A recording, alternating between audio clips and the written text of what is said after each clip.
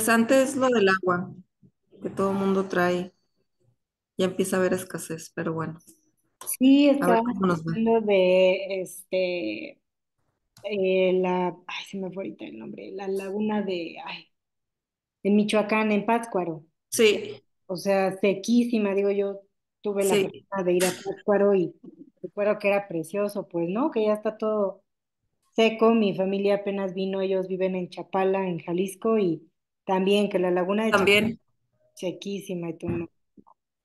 ajá, Y en Dubái los están inundando, entonces, bueno, sí, total, no, este mundo ya, pobrecito, ya está sintiendo la humanidad, pero bueno, ni modo. Bueno, ya nada más para hacer un poquito de tiempo en lo que subían sus demás compañeros. Espero todos me estén escuchando.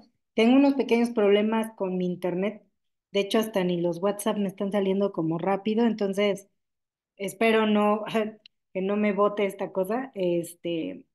Pero bueno, vamos a continuar. El tema del día de hoy, la verdad está, a mi parecer, me gusta mucho toda la parte del diseño, por así decirlo, de las gráficas. Del diseño, más que nada, en el sentido del look and feel de las gráficas. Entonces, les voy a ir compartiendo. También la actividad, considero que también la podemos terminar sin tema. La verdad es que no creo que nos extendamos tanto. Son temas un poquito más digeribles que los otros que estaban medio, un poquito rebuscada la teoría y los conceptos, pero yo creo que pues bueno, está muy, muy digerible y sobre todo aquí que la mayoría pues tiene como un dominio más amplio de los números, creo que esto pues va a quedar rápido, entendible, ¿no?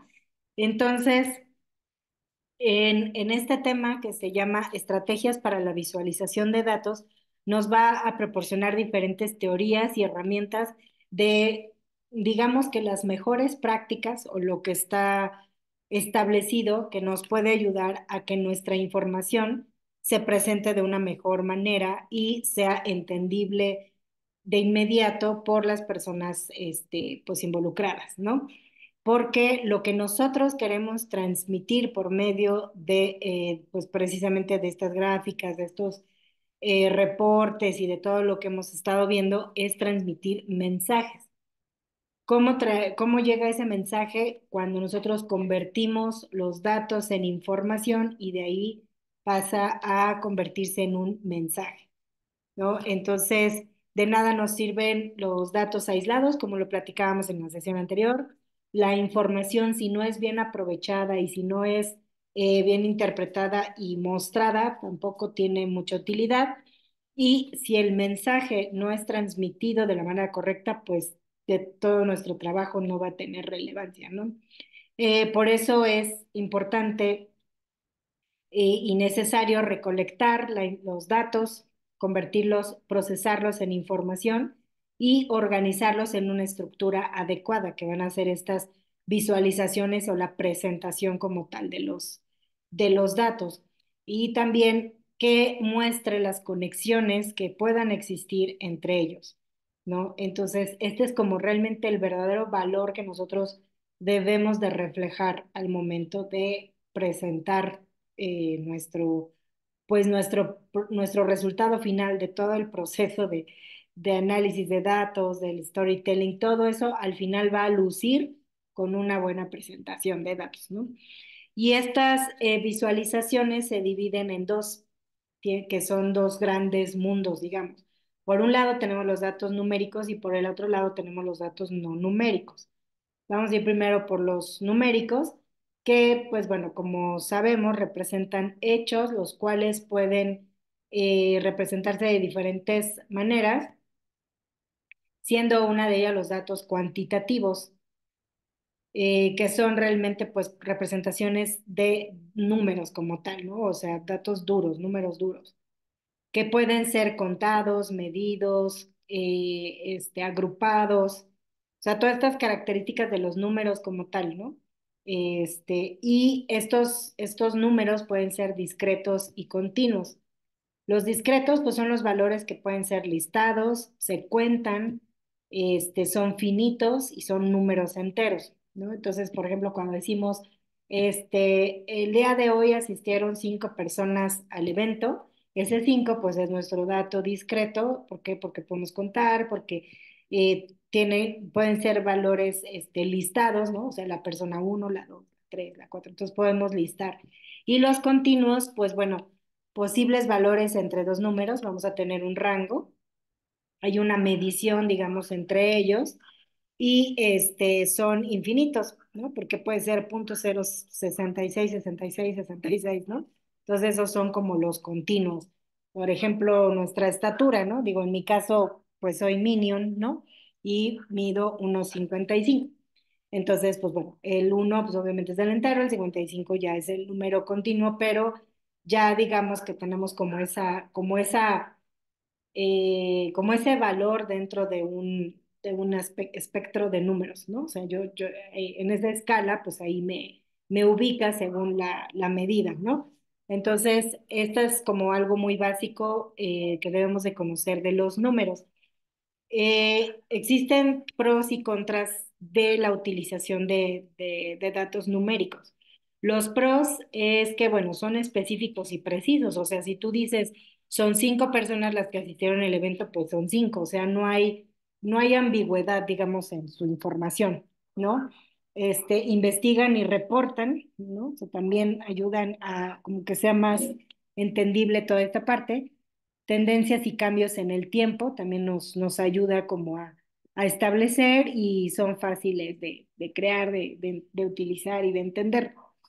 ¿Cuáles son sus contras? Son difíciles de leer e interpretar, menos interesantes, muy generalizados y falta de validez, ¿no? O sea, por lo mismo de su naturaleza común, tal vez de ahí venga estos contras, ¿no? Pero bueno, al final yo creo que cuando la información lo amerita, pues lo ideal es utilizarlos. Estos datos cuantitativos pueden representarse, perdón, a través de diferentes formas, de acuerdo con lo que se espera a responder o mostrar. Entonces ustedes van a decir, bueno, ¿y cuándo debo yo de utilizar pues los datos numéricos, ¿no? Nos explican que, por ejemplo, si queremos hacer una comparación, cómo se relacionan los valores entre categorías, ¿no? Entonces, por ejemplo, a lo mejor tenemos del lado izquierdo de nuestra tabla ciertos datos contra una columna del lado derecho con otros datos, y ambos datos pues pertenecen a diferentes categorías, es decir, los títulos de las columnas, y eso nos permite comparar, ¿no?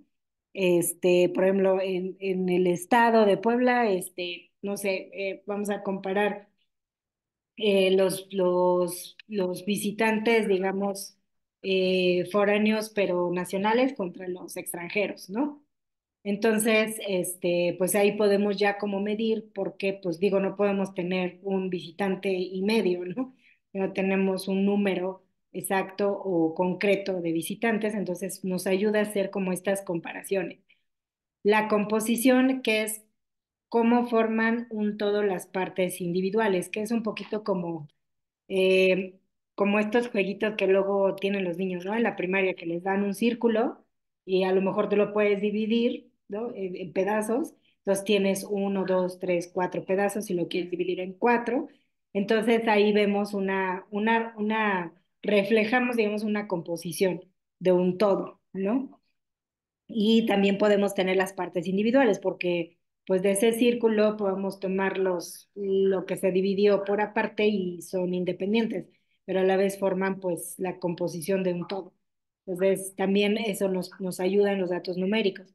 La distribución, dice, ¿cuál es la tendencia normal y la distribución? Esto, por ejemplo, las gráficas, ¿no? Las como de campana y todo esto que nos muestran como cierta distribución de los datos, pues también nos recomiendan que es donde utilicemos datos cuantitativos. En temas de relación, cómo se relaciona una variable con otra, también, o sea, es un poquito parecido a la comparación, pero en la relación más bien es cómo impacta una variable con la otra, ¿no? Este, a lo mejor, ay, perdón, ahí se me fue la voz, no sé, sino aquí vamos a buscar precisamente entre la columna A y la columna B qué relación tienen esos datos. Pues una cosa es comparar y otra relacionar, ¿no? A lo mejor el dato que tengo en la izquierda es proporcional o directamente afecta si lo muevo al de la derecha, ¿no? Ahí estoy buscando esa relación entre los datos y en la comparación solamente es como tal cual, sin buscar qué relación hay entre ellos, ¿no? Simplemente este es mayor que este, o en este estado tenemos más personas con esta edad que en esto, ¿no? O sea, nada más es como dos escenarios. Y la tendencia, cómo se desempeñan los valores a lo largo del tiempo. Entonces también nos ayuda a buscar ciertas como, o es cuando busquemos más bien representar tendencias, proyecciones y eso, pues es donde nos recomiendan que sean datos cuantitativos. Aquí hay pues una muestra de todas las gráficas que pueden existir, ¿verdad? Nada más es una pequeña muestra. Tenemos la de las columnas, la de las líneas, la del pastel, la de barras piladas, el histograma, las áreas, el diagrama de árbol, la dispersión, las burbujas, radar y el combo, ¿no? Que ya es cuando mezclamos dos gráficas. La verdad es que ahorita, digo, nos dan como más adelante cuáles deberíamos de usar y en qué caso, para que nuestros datos se representen de la mejor manera. Por ejemplo, el día de ayer con mis alumnos de UX intermedio, me llama mucho la atención que uno de ellos utilizó el diagrama de árbol. Lo que pasa es que lo que hicimos fue una técnica de pruebas de usabilidad para un desarrollo de un sistema o de un sitio web.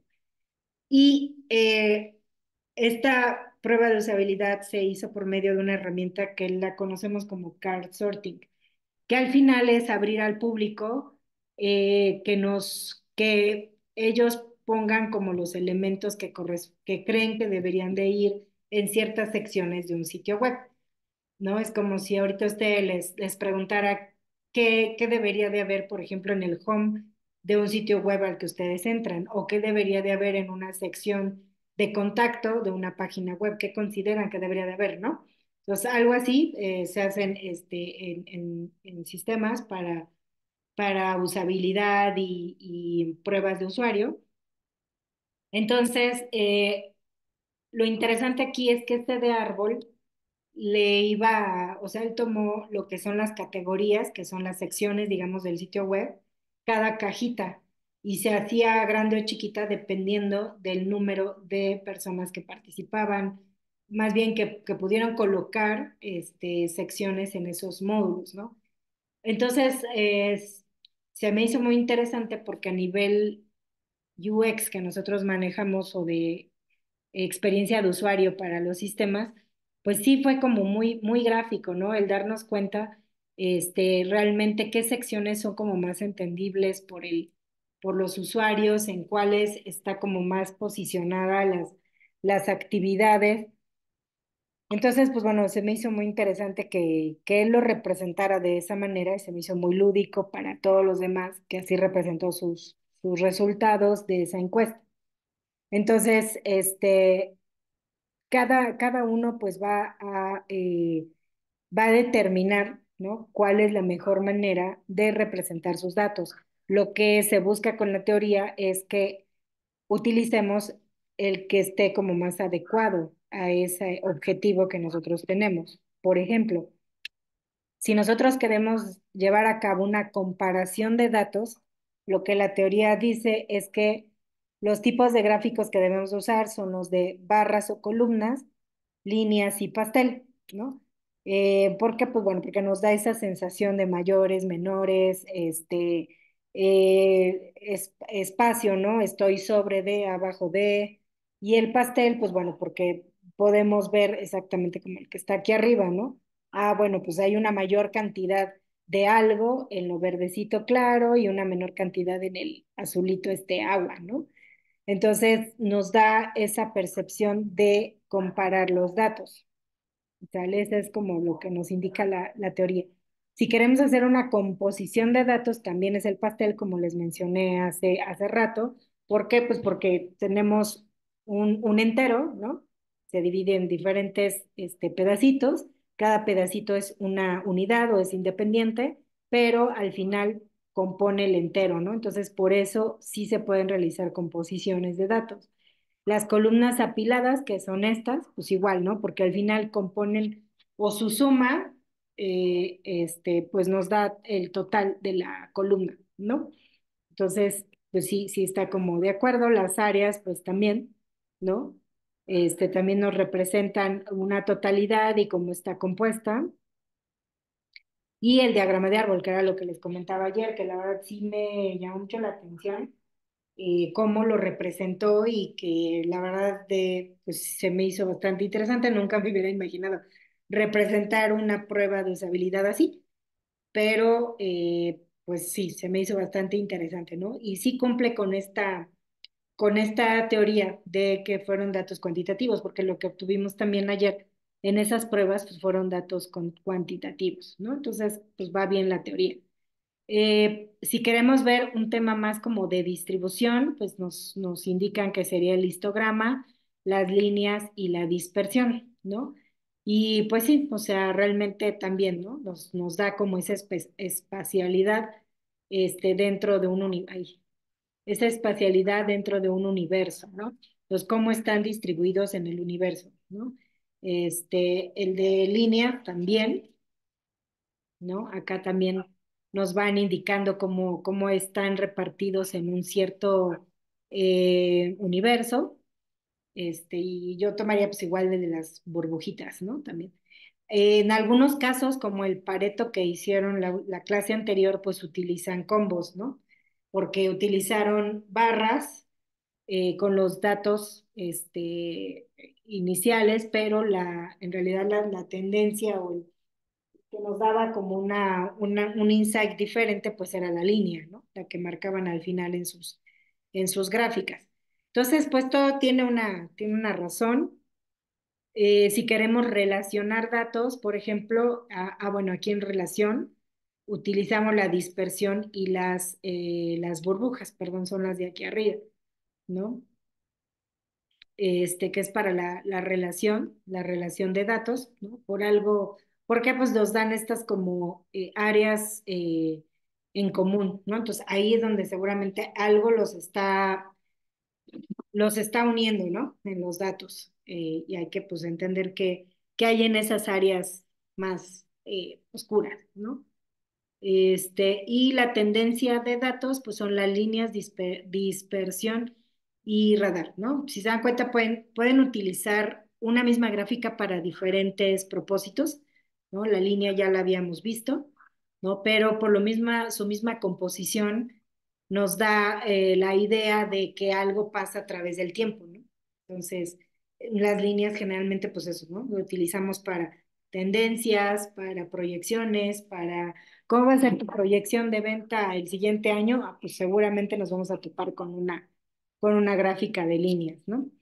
Entonces es un poquito más hacia futuro. Entonces, ¿cuál es la recomendación aquí? Que cuando ustedes tengan que tomar la decisión de cómo van a presentar sus datos, pues bueno, se pueden basar en esta tablita, dependiendo de la naturaleza de sus datos, el objetivo, a quién se le va a presentar. mm, la naturaleza de los datos, pues pueden considerar pues esta división, ¿no? ¿Cuál utilizar? ¿Con los datos numéricos tienen alguna duda o comentario?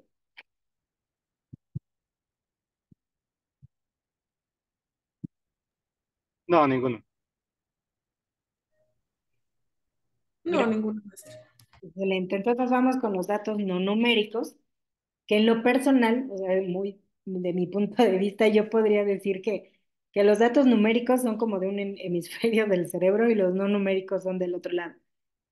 Considero, salvo ustedes no sé qué opinen, que de repente los no numéricos o los cualitativos son los más complicados a veces de representar por su misma naturaleza como cualitativa. ¿no?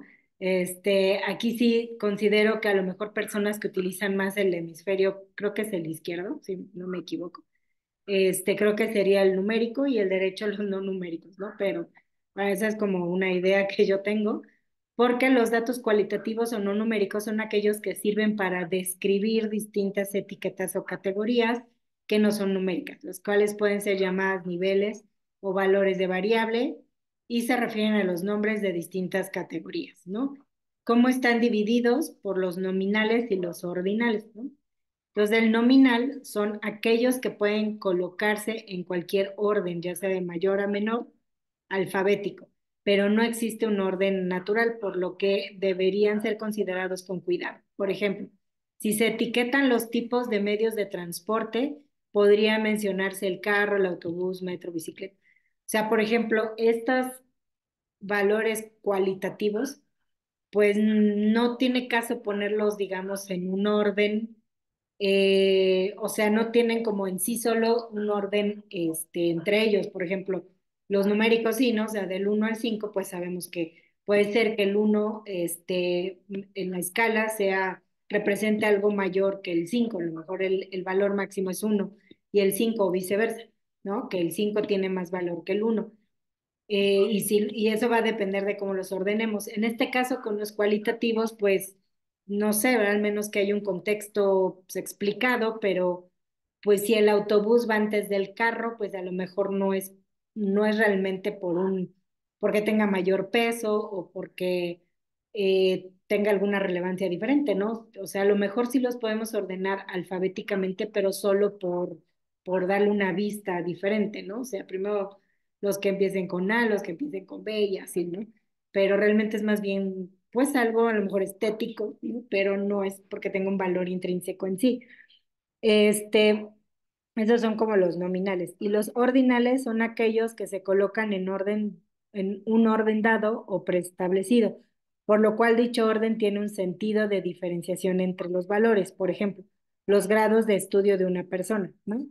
Estos, pues, los ordinales, pues, son diferentes, ¿no? O sea, obviamente sabemos que primero, segundo, tercero, cuarto, quinto, pues tienen un orden, ¿no? O sea, por algo por algo están en esa lista colocados de esa manera y sabemos que no necesitan explicarnos que si hablamos de un primero, pues obviamente tiene mayor o tiene una aparición en el tiempo primero que los demás, ¿no? Eso no necesitamos como que nos expliquen mucho, ya el mismo nombre nos lo va diciendo, ¿no? Es como la escuela, ¿no? O sea, los grados. Entonces, por algo están así, porque pues tienen una escala, ¿no? O sea, se supone que pues obviamente entre más vas subiendo de grado, pues vas adquiriendo mayor conocimiento, ¿no? Si lo vemos en la escuela. Entonces, esos valores de por sí pues ya tienen como su propio orden, ¿no? No hay quien lo discuta, ¿no? Y nos comenta la teoría que, bueno, para este tipo de valores no, bueno, cualitativos, no, lo ideal es utilizar, por ejemplo, columnas y o barras, en donde el eje horizontal o vertical se muestren las categorías de comparación. O sea, es decir, que los que estábamos acá, ¿no? Los de este transporte, autobús, metro, digo, carro, autobús, metro, bicicleta, de preferencia o generalmente pues los ubicamos en una de la horizontal o en la vertical, ¿no? Y en la otra los números que nos indican, ¿no? El valor que cada una de las categorías tenga. Entonces, realmente pues nada más es ubicarlo siempre de esa manera y para que sea como más entendible la gráfica. En la de pastel, pues muestra las proporciones comparadas de un todo por medio de un círculo fraccionado en el que se muestran las etiquetas para identificar. Entonces, por ejemplo, en el de pastel, pues yo pondría aquí el autobús, el carro, el metro, el metrobús, ¿no? O sea, en cada cachito. Y realmente, pues nada más es una etiqueta. Lo que me está dando la proporción realmente, pues es el valor que cada pedacito tiene, ¿no? El diagrama de árbol lo mismo, ¿no? Se añaden las etiquetas para mostrar la proporción de un todo y compararlas entre categorías. La cascada es un gráfico de columnas apiladas en donde se han ordenado de valores, de los valores de menor a mayor y se van acumulando cada categoría. Este tipo de gráficos muestran el cambio de determinada categoría. Entonces, por ejemplo, por eso tienen como tonalidades, ¿no? Porque también nos habla de un cambio, ¿no? Del más fuerte al más clarito. Entonces, también nos denota una evolución o una escala, ¿no? Esos colores. El de líneas, cuando en el eje horizontal se utilizan las etiquetas de los nombres de los meses, semanas o tiempo, o categoría, ayudando a comparar los valores. Generalmente, o no sé en sus casos, pero generalmente cuando vemos una gráfica, en el horizonte buscamos las categorías, porque es como más legible que cuando está a lo mejor en vertical, ¿no? Porque en vertical, pues hasta, si no acomodas bien los nombres, pues estaría ahí como medio extraño. Pero tendemos a que abajo estén las categorías y la medición como tal, pues en la vertical, y obtendríamos así como el cuadrante, ¿no? Que andamos buscando. O sea, eso ya son cosas que también ya traemos como grabado, ¿no? Hay cosas que ya no necesitan explicarnos ni nada, sino automático, los buscamos ahí, ¿no? Y ya hacemos el cruce, el cuadrante y ahí está el dato, ¿no? Esto es a lo que se refiere esto de utilizar los gráficos correspondientes. El área tiene la misma función que una gráfica de líneas, pero con las proporciones iluminadas, mostrando de forma más clara el fondo o diferencia entre las categorías comparadas, ¿no? Entonces, lo mismo, estas áreas también con una colorimetría adecuada, pues también nos dan esa idea de escalas, ya sea creciente o decreciente, ¿no? De manera general, los datos cualitativos utilizan gráficos de comparación, ya que normalmente lo que se busca es comparar las categorías o mostrar de qué forma difieren unas de otras, pudiéndose usar los gráficos cuantitativos, pero con una o más variables cualitativas que representan las categorías comparadas, ¿no? Entonces, por eso lo ideal utilizar este tipo de, este, de gráficos, ¿no? Entonces, por ejemplo, las tablas, pues nos ayudan para mostrar datos granulares, como lo que vimos en las gráficas de barras, los gráficos en línea para mostrar tendencias en el tiempo, que lo mencionábamos hace un momento, gráficos de barras para comparar cantidades de diferentes categorías y los del diagrama de algo para comparar proporciones dentro de esas categorías. Entonces, si se dan cuenta, tenemos muchos elementos para representar nuestra información y dar correctamente el mensaje.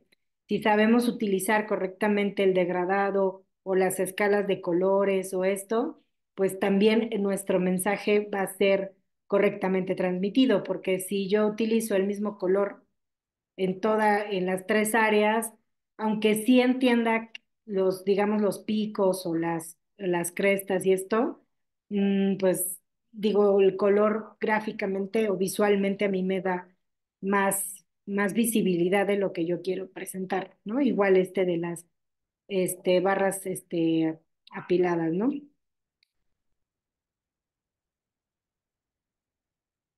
Y entonces esos son los temas en relación a cómo utilizar y de qué manera potencializar la naturaleza de cada gráfica, ¿no? O sea, creo que eso es lo importante, que sepamos cómo sacarle el mayor provecho a cada una de las gráficas.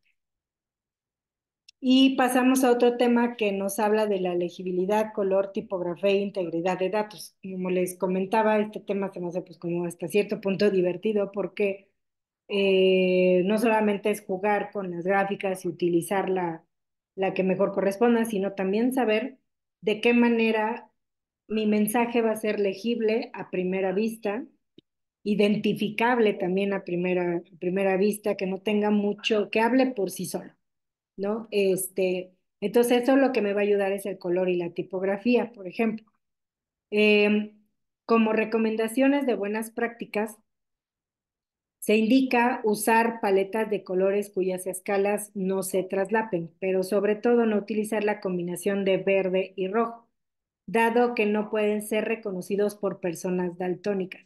Aquí es algo importante porque, por ejemplo, igual en la clase que estoy dando de UX, hay un tema que se llama accesibilidad, en el cual se toman precisamente temas relacionados a eh, ciertas capacidades diferentes que puedan tener los usuarios. Y una de ellas es capacidades diferentes o capacidades diferentes visuales. Y una de ellas pues es el daltonismo. Entonces también en el diseño de sitios web y todo esto también se recomienda que estos colores no sean como el dominante, ¿no?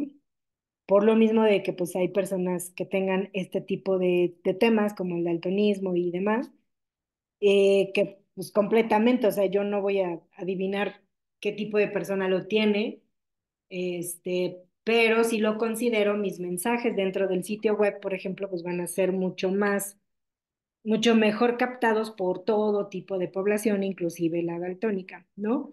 Entonces, esos también son conceptos, por ejemplo, que veo con mis alumnos de diseño web. Entonces también, o sea, las gráficas, pues al final es parte de un diseño, ¿no? Entonces, esos colores son los que, bueno, nada más hay que tener cuidado. Dice, para los colores se debe jugar con la intensidad de la luz, de tal forma que se muestre un significado, siendo semánticamente significativos, aplicando reglas como las siguientes. Em, También,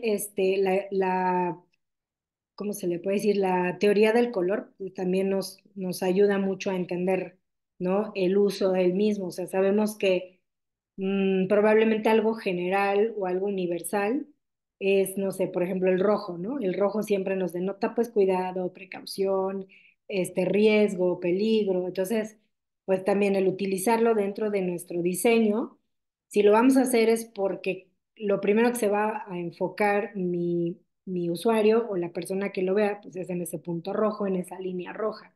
Y la primera duda o pregunta van a venir sobre eso, porque es lo primero que captó su atención. Si utilizamos colores, por ejemplo, estos amarillos, eh, pues luego las líneas se pierden, ¿no? Entre todos los colores. Entonces, por eso sí es importante saber qué paleta de colores vamos a utilizar. De hecho, pues digo, varios softwares para gráficas ya traen esas paletas, digamos, como combinadas, ¿no? Nada más sería ahí cuestión de saberlas escoger, ¿no? ¿Y cuáles son estas reglas? Por ejemplo, dice, usar los colores para crear asociaciones, ¿no? Entonces, también nos ayuda a crear, por ejemplo, a agrupar datos, a aislar datos, qué dato tiene asociación con otro, entonces a lo mejor podemos usar el degradado siguiente, ¿no? El color degradado siguiente, porque quiere decir que como que pertenecen a algo, ¿no? Tiene una asociación. Y les digo, todo esto ya es un lenguaje implícito en el mismo gráfico. Usar un solo color para datos continuos, manejando la luz y sombras para comunicar profundidad, ¿no? Porque nos es una línea continua, pues precisamente no la vamos a ver de colores, ¿no? O sea, sino va a ser una tonalidad, probablemente un degradado nos podría dar como el enfoque de dónde crece y dónde decrece la línea, ¿no? Eso ya va a depender de cómo queremos presentar la información. Luego, usar colores contrastantes para mostrar comparación entre categorías, por ejemplo, el de las áreas, ¿no? Generalmente, el área de hasta abajo es el que tiene una tonalidad más fuerte y de ahí se degrada hacia arriba. Esto, bueno, nada más como por estructura visual que siempre tenemos, ¿no? Buscamos como de lo de hasta abajo a lo de arriba vaya decreciendo, digamos, el color. Ya de aquí, si queremos invertirlo, pues nada más tener, les digo, cuidado con cómo el cerebro lee identifica más bien esto, ¿no? Que fue, creo que la primera clase que platicamos de cómo funciona el cerebro. Entonces, o la vista, ¿no? También, cómo busca, ¿no? Estas asociaciones, estas comparaciones, este, entonces el mismo pues va a buscar, ¿no? Que hacia arriba siempre como que se degradan los colores igual que hacia la derecha, ¿no?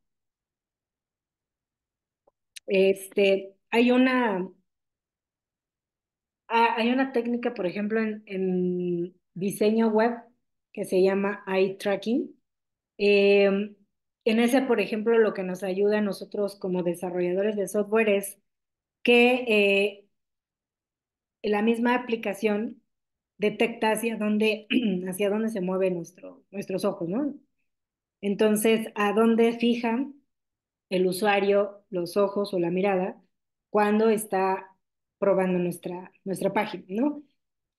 Entonces, por ejemplo, algo también que seguramente debe de haber por ahí, algún estudio o algo en cuestión de los reportes, en cuestión de las gráficas, ¿no? Hacia dónde se fija principalmente el ojo humano, ¿no? Que probablemente, no lo sé, eso tendría yo que investigarlo, o si alguien de ustedes lo sabe, pero tal vez culturalmente yo no sé si sea el mismo impacto a personas como nosotros pues, que escribimos de izquierda a derecha a otras culturas que pues son diferentes, ¿no? En vertical, por ejemplo, por ejemplo, Medio Oriente de derecha a izquierda, ¿no?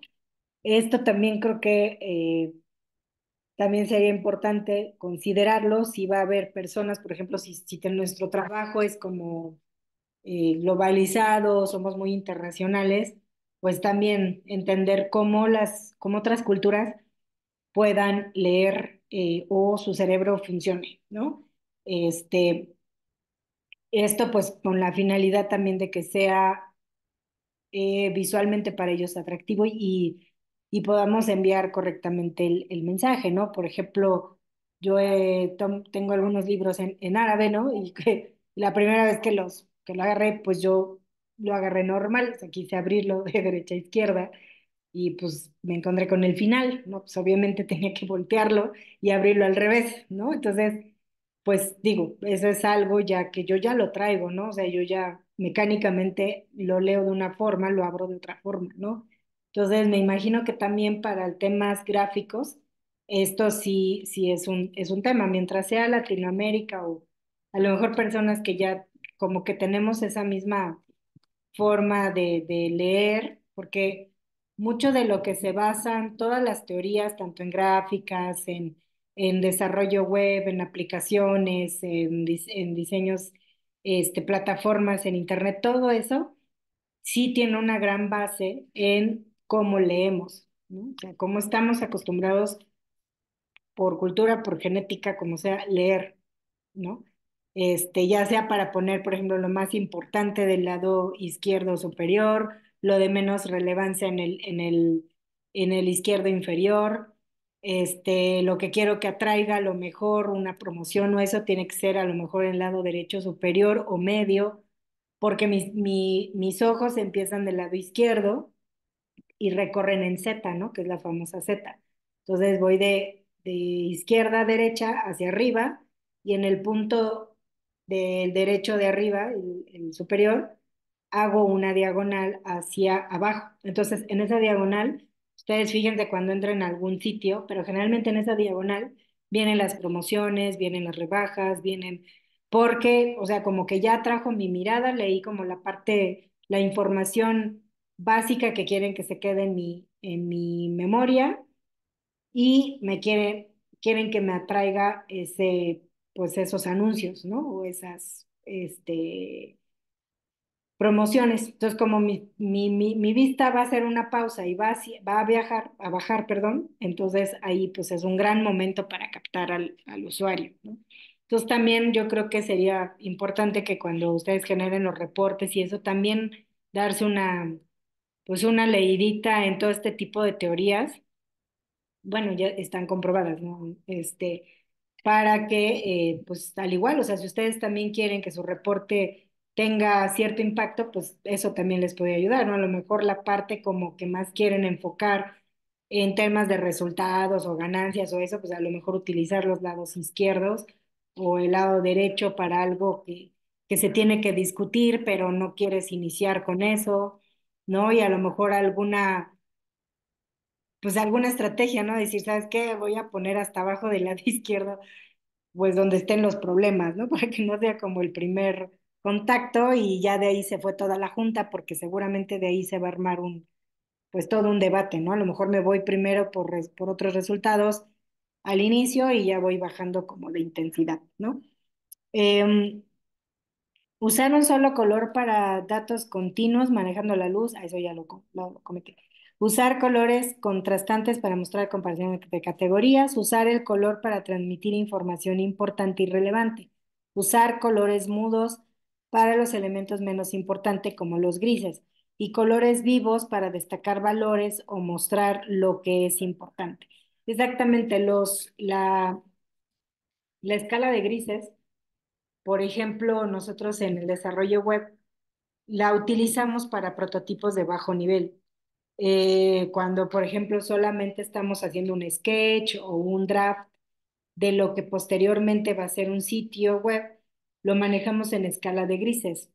Y los grises oscuros son los que nos denotan una sección, una categoría, un cuadro donde va a ir un video, donde va a ir un carrusel de fotos, porque son esos espacios, los que ahí va a contener algo. Y todo lo demás que es como una estructura secundaria va en colores grises más tenues, ¿no? Entonces también ahí nos denota que primero te denota es que está algo en construcción, ¿no? No, se oye curioso, pero sí, o sea, cuando usas grises pareciera que hay algo que o se está cargando o, o no está terminado o hay algo, o sea, hay como un vacío, ¿no? Por eso se les conoce como colores mudos, ¿no? Nos da esa sensación, ¿no? Que hay algo que no está todavía terminado, ¿no? Por ejemplo, cuando ponemos en estatus de proyectos pendiente o sin empezar o por empezar, generalmente el semáforo está en gris, porque precisamente es eso, ¿no? O sea, no nos genera relevancia, es algo que va a empezar, algo que todavía no se le da continuidad, es algo que, que está pendiente. Entonces también hay que entender el lenguaje que tienen los mismos colores. A lo mejor ustedes dicen, no, pues es que se ve bonito, a lo mejor mi reporte con una hoja membretada en negro, con colores amarillos, y las gráficas pues se ven como bonitas en grises. Sí, salvo que sea como parte de la misma, no sé, pues, utilización de colores de la empresa, pero pues aguas, ¿no? Aguas con esos colores. Al igual los muy vivos, ¿no? O sea, también hay colores que en diseño, por ejemplo, les dicen vibrantes, ¿no? Que vibran. De hecho, cuando digo yo que trabajo he trabajado con muchos años con diseñadores web, diseñadores gráficos, eso es lo que te dicen, es que me vibra, ¿no? Es que ese color vibra. Entonces ya después tú vas entendiendo qué es un color chillón, ¿no? Que es un color hasta cierto punto lastimoso, ¿no? Que lastima la vista. Entonces, si tú quieres que tus datos, que la persona mantenga fijo en la vista en un gráfico, pues no utilices este tipo de colores porque va a venir una sensación de molestia, ¿no? Porque me está lastimando la vista. Eso también puede ahuyentar la atención de nuestros lectores o de las personas que les estamos presentando. Por eso les digo que los colores sí es algo importante. Si nosotros queremos, por ejemplo, vamos a presentar un reporte larguísimo de temas, pues, estratégicos para los ejecutivos y así, y queremos que mantengan su atención en mis gráficos, pues eso, ¿no? O sea, no voy a utilizar colores de esta gama, de los vibrantes o de los muy vivos, si no es necesario, ¿no? A lo mejor un color neutro para que mantengan su vista hacia enfrente, les sea agradable, no les sea cansado, ¿no? Y pues también eso como que da un ambiente más relajado. Si utilizamos, les digo, como de primera instancia muy vibrantes, de verdad, o sea, hasta la actitud de la junta cambia, ¿no? Hasta la actitud de la forma, ¿no? Sobre todo los colores, pues, estos como rojos, estos como fuchsias, estos de repente sí es como cansado, o bien denotan luego, emergencia, urgencia, pon atención, y entonces se desvía la junta, ¿no? Porque si se van directamente a eso, pues ya empezaron pues a discutir temas y se fue toda la junta y todo lo que querías presentar hermosísimo de tus resultados ya se perdió porque esa gráfica, ese punto, ese color llamó la atención y generó toda una polémica, ¿no? Entonces, aunque no lo crean, pues todo esto también es artístico hasta cierto punto, ¿no? Evitar utilizar colores que no se distinguen fácilmente, ¿no? Por ejemplo, dijo. Aquí podría yo poner como ejemplo, aunque sea de la materia, ¿verdad? Pero estos degradados con colores blancos, o sea, yo entiendo que si ponían un negro, pues no quedaba como tan estético, ¿no? Pero si se dan cuenta, parece algo como que se está desvaneciendo, ¿no? Entonces, como termina la letra en blanco y empieza el degradado, pues sí da esa como sensación de desvanecimiento, de eh, que está como lavado, ¿no? Como desmanchado, ¿no? Entonces, también hay que ver en dónde utilizar a lo mejor los degradados, para que no parezca que hay algo que está ahí como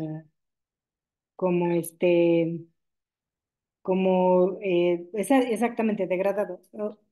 Otra vez, mil disculpas, es que es la hora en que me traen a mi hija. Una disculpa, le voy a abrir.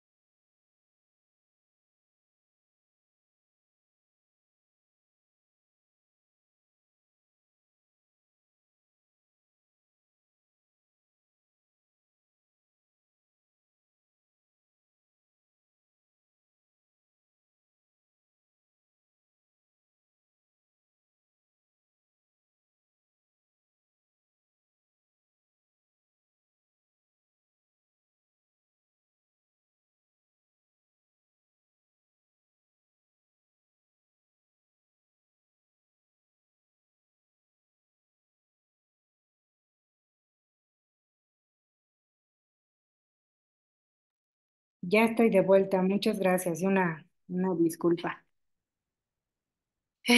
Bueno, Maestra, que si le puede dar acceso a Jesús. ya le di acceso. Ah, gracias. No sé si hasta aquí tienen alguna duda o comentario.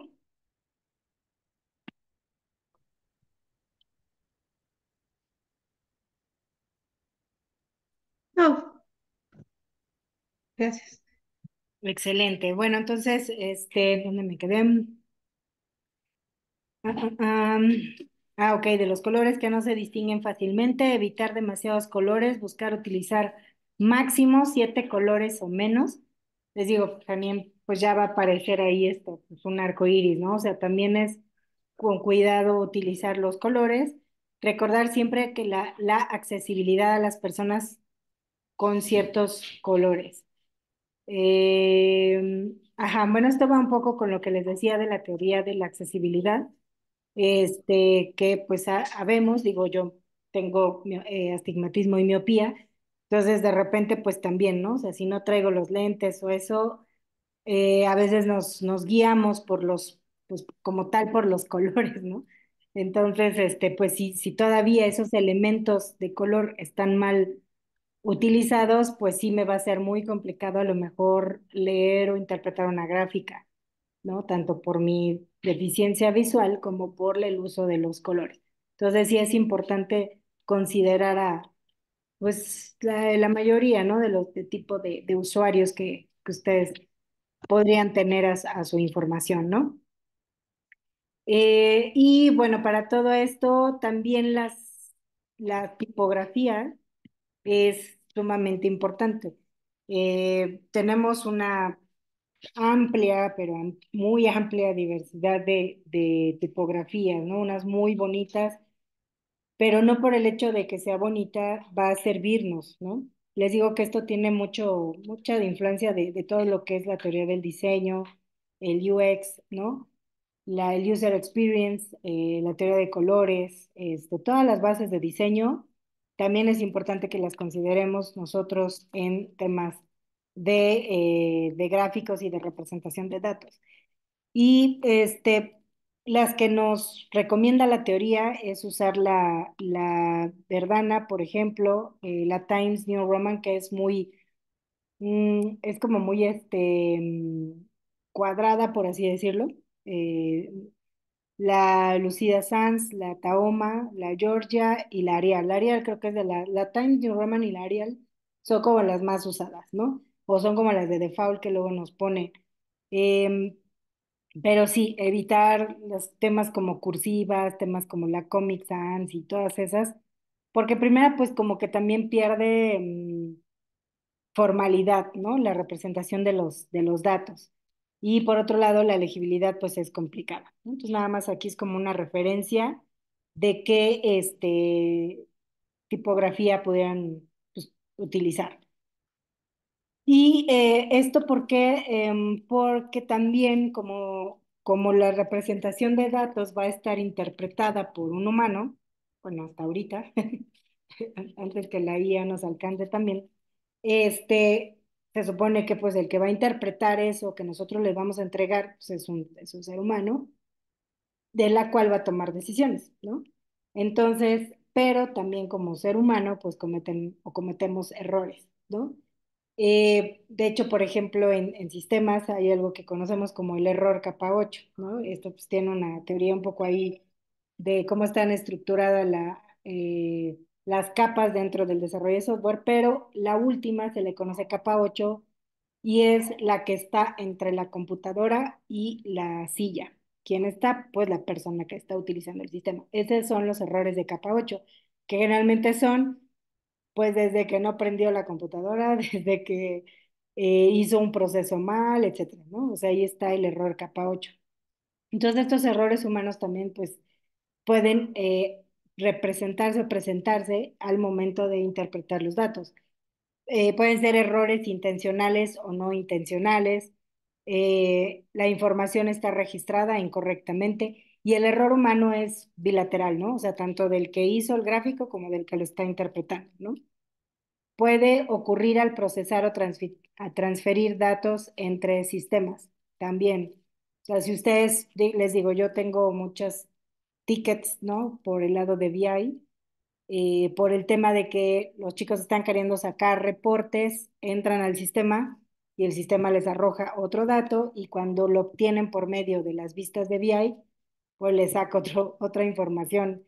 Y entonces ahí tenemos que empezar nuestra cachucha de detectives para entender de dónde o por qué viene esta inconsistencia de la información. Entonces, eso sí, segurísimo, se van a topar con estas transmisiones de datos, ¿no?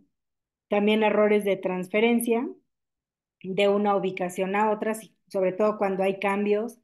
Ejemplo, no sé, que a lo mejor están trabajando en algún módulo, están haciendo alguna actualización en el sistema, por ejemplo, y pues les volaron un campo, no sé, le cambiaron a lo mejor de ubicación en la tabla y ustedes cuando jalan esa información en sus reportes, pues resulta que ya no aparece o aparece un NA o aparece un error, ¿no?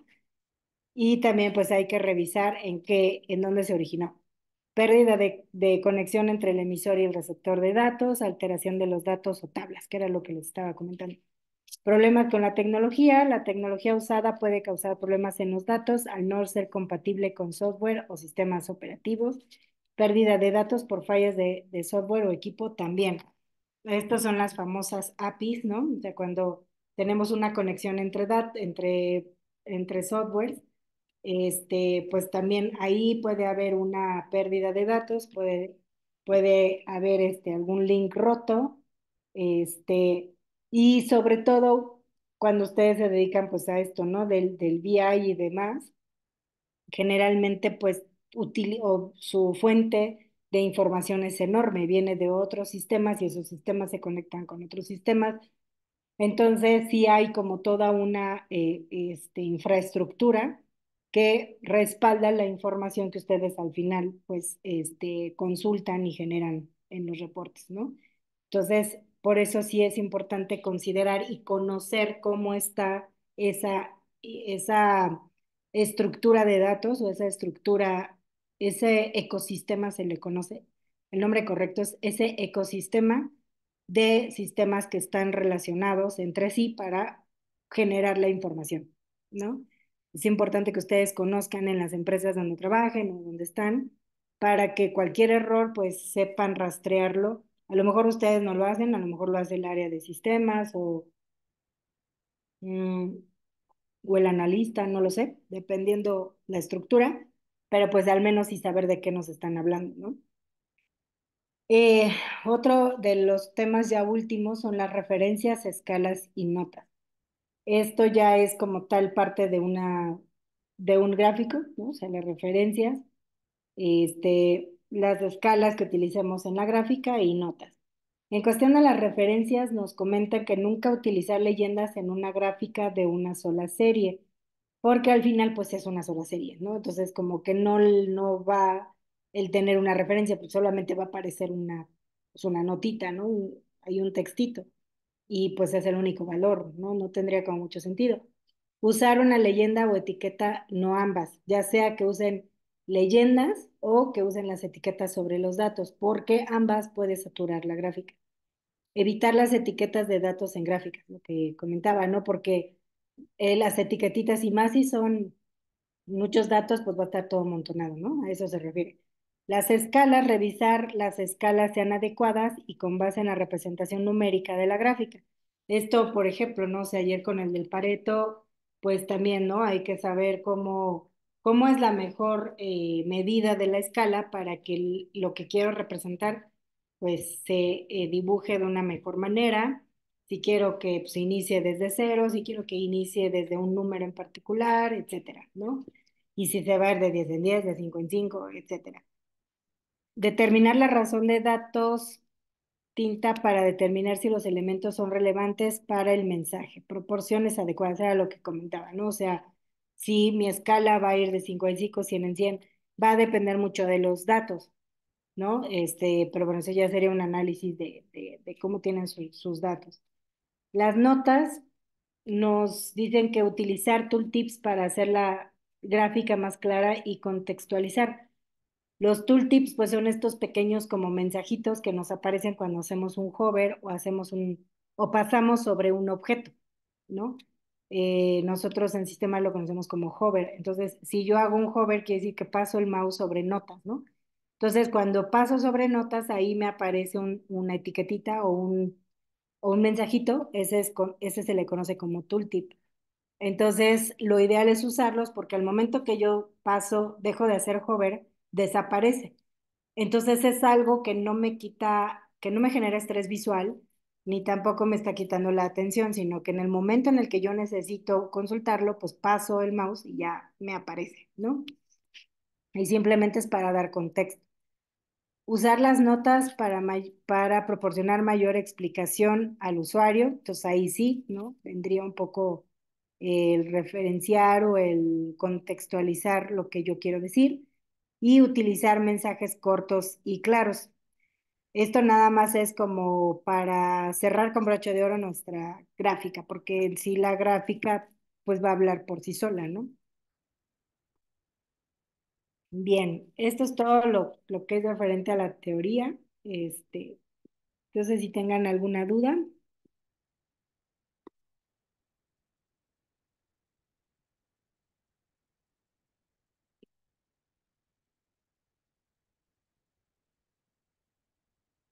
gracias, Gaby.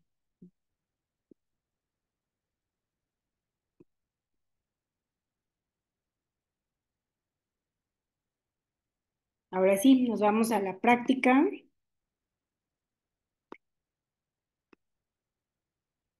En esta sesión veremos lo siguiente: aplicar el uso de las diferentes gráficas para representar los datos, que también ya lo vimos. Utilizar las prácticas de representación de datos cualitativos y cuantitativos para mostrar datos con impacto. Representar datos usando diferentes gráficos y analizar el impacto que puede causar cada uno respecto a la forma de visualización. Identificar cuáles son los gráficos que pueden hacer la representación de datos más comprensiva. Y bueno, aquí es nada más como si me fuera como al pre-work, ¿no? A lo mejor iniciaría la clase con estas preguntas, ¿no? O sea, ¿qué son los datos cualitativos? ¿Qué son los datos cuantitativos? ¿Qué diferencia hay entre los datos discretos y continuos? ¿Qué diferencia hay entre los datos nominales y ordinales? ¿Consideras que has utilizado las gráficas de manera adecuada para representar los datos? ¿Qué es un producto basado en datos? Que eso no lo vi en la sesión. Bueno, ahorita lo comento, no sé por qué no están las diapositivas. ¿Consideras que el uso de colores, fuentes y la forma de representar los gráficos impacta en el mensaje dado a la audiencia? ¿Cómo defines el concepto de integridad de datos? A ver, aquí creo que me comí en algún motivo, razón que desconozco, el tema de el producto basado en datos o el data driven. Entonces, brevemente se los comento. El data driven, quiere decir que cuando la empresa está en una cultura, no sé si se los dije en la clase pasada, pero es sobre la cultura de datos. Creo que eso lo tomamos en la clase pasada, ¿no? Si no, no me equivoco, cuando les hablaba de que las herramientas que hace basada en datos una empresa y que la utilizan eh, con base en sus flujos y en sus propios procesos, se le conoce como es una cultura, una empresa de cultura de datos. Y esa herramienta es un producto basado en datos. Entonces, creo que lo mencionamos la clase pasada. Y bueno, entonces lo que ahorita deben de hacer es ingresar a la página del INEGI para descargar lo que se conoce como tasa neta de matriculación por entidad federativa según nivel educativo, ciclos escolares seleccionados del 2000-2001 a 2020-2021. ¿Sale? En la actividad pueden encontrar las ligas y les indica qué búsquedas van a hacer una vez que realicen las búsquedas de nivel de estudios y media, que sea media superior. Les van a pedir pues hacer la consulta, buscar y después exportar, ¿vale? Ya una vez que tengan su base de datos, se guardará como una hoja de cálculo en Excel y lo que tienen que hacer es realizar una gráfica de líneas para mostrar cómo se ha comportado la tasa de matriculación en los Estados Unidos mexicanos del 2000 al 2021. ¿Ha crecido o decrecido, no? Lo que decíamos, la línea nos va a decir si crece o decrece. Guarda tu archivo de Excel con el nombre educacionsuperior.xlsx, ¿no? O sea, en formato Excel. Ese es un primer punto. Viene la segunda parte. Van a utilizar la misma base de datos que descargaron y con base en esos datos utiliza las buenas prácticas de visualización y responde las siguientes preguntas. ¿Cuál es la tendencia que sigue la matrícula en el año 2000? ¿Crece o decrece? Crea una gráfica de barras e identifica cuáles son las entidades con mayor matriculación. Genera una gráfica de líneas para mostrar el comportamiento de la matriculación para la Ciudad de México del 2000 al 2021. Muestra un crecimiento. Elabora una gráfica de columnas para mostrar las entidades con mayor matriculación. ¿Qué diferencia observas con respecto al gráfico de columnas? Desarrolla un gráfico de pastel en donde muestres la distribución de la población de la Ciudad de México. ¿En qué año hay mayor proporción? Aquí les da una herramienta de cómo generar las gráficas de una manera más eficiente. Es un curso de Excel, pero bueno, por lo que vi en este grupo, pues dominan bastante bien el Excel, entonces no creo que sea necesario. Y aquí les pide otra vez otra tipo, bueno, son las mismas gráficas. Ah, no, miento, utiliza ya barras apiladas, el, el diagrama de árbol, bueno, otra vez el de líneas y el de dispersión para graficar todo lo que les pide ahí. Entonces, ese es prácticamente lo que tienen que realizar en esta actividad. No sé si tengan alguna duda, comentario, impedimento. Maestra, yo nada más le agradecería si me puede compartir los links.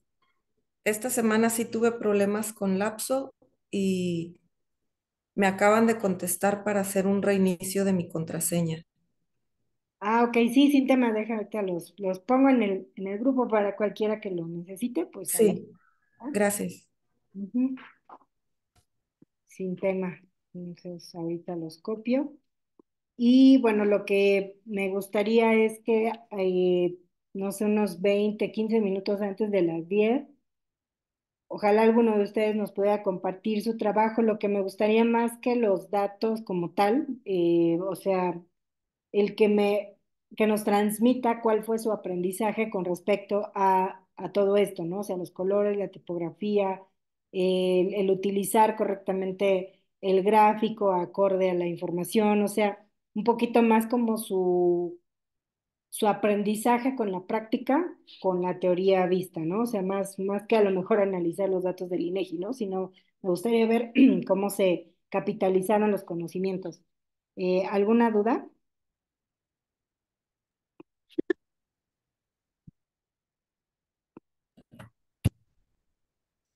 Ok, perfecto. Entonces, ahorita les comparto las ligas y nos vemos cuarto 20 para las 10. Ok, está bien. Ok, Sí, está bien. gracias. Gracias.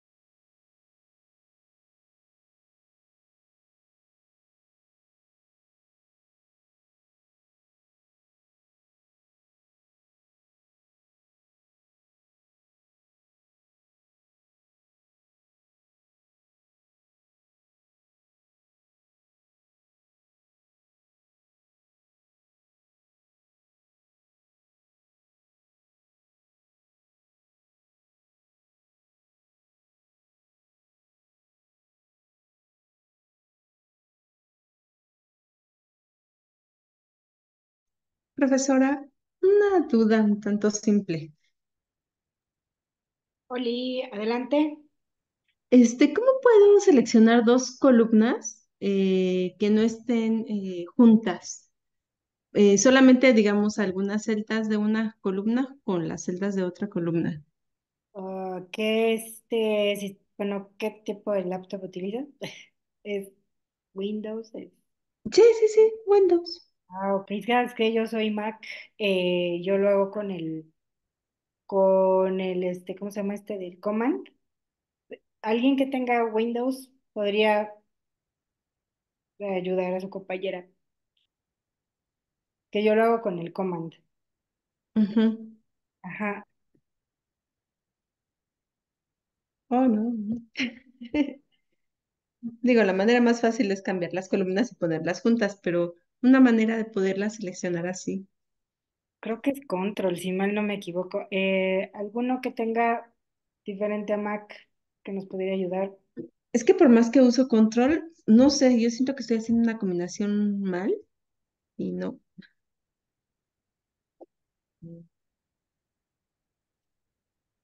Es que bueno, o el Alt, no sé si lo has tratado de... Sí, ya hice muchas combinaciones. Entonces ahorita quería tomar un atajo, pero bueno, a ver, le sigo intentando por acá.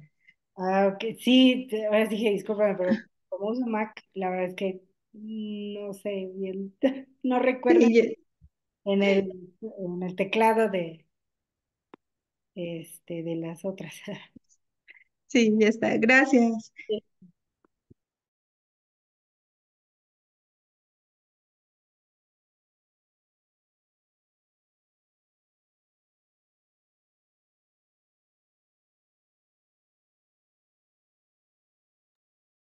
Hola chicos, ay, no me había dado cuenta, pero ya son las 10, se me fue rapidísimo,